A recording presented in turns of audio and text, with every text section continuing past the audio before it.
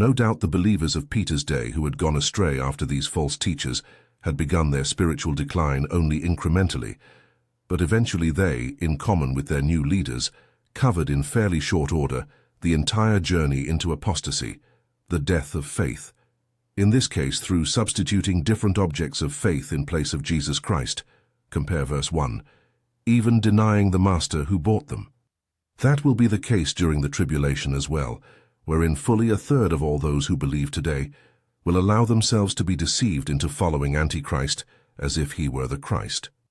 Peter was no doubt hopeful that some, at least, of those on the fringes who had not yet completely apostatized would be shaken awake by his stern words here and in this epistle generally, whether hearing them directly or through the good offices of the believers who received the epistle. And he certainly was desirous of nipping in the bud any tendency on the part of those still in fellowship to follow the same false path, just as Jude had been on both counts. Be merciful to those who doubt. Save others by snatching them from the fire. To others show mercy mixed with fear, hating even the clothing stained by corrupted flesh. Jude chapter 1 verse 22 and 23.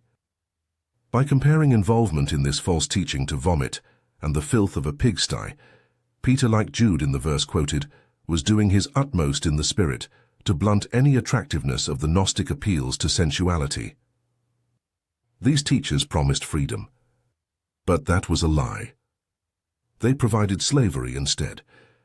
They promised wisdom, but that was a lie. They taught folly instead.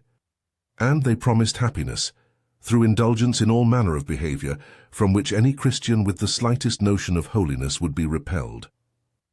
They were lying about this too. There was no happiness.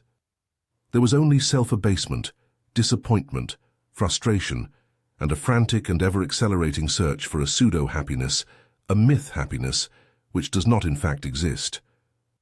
The same is true today, and the same will be true in the coming tribulation to a heightened degree, where the push and pull of intensifying temptation and increasing distress will put an inordinate amount of pressure on faith which some will not be able to resist or bear up under. But whatever privations and whatever trouble we are called upon to suffer in this world, in Jesus Christ we have overcome the world, its worthless pleasures and its temporary pressures, John chapter 16 verse 33 and 1 John chapter 5 verse 4. For all who make it their heart's desire to stay close to Jesus Christ and his teachings, we can have peace and joy here and now, even should it be our lot to live into the tribulation, Philippians chapter 4 verse 4, looking forward to our blessed hope, Titus chapter 2 verse 13. The presently inconceivable ecstasy of being part of one united church in resurrection with life eternal in the presence of our dear Lord and Saviour forevermore.